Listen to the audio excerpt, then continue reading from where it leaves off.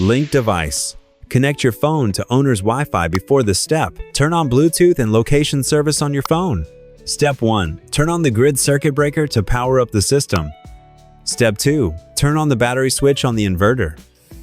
Step 3. Turn on the photovoltaic PV isolator. Step 4. Turn on the load circuit breaker and ensure the load is operating normally. 1. Go to My Devices, install New Device on Me page.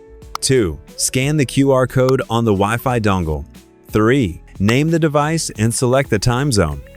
4. Tap Done button and you can monitor how your battery is working on homepage.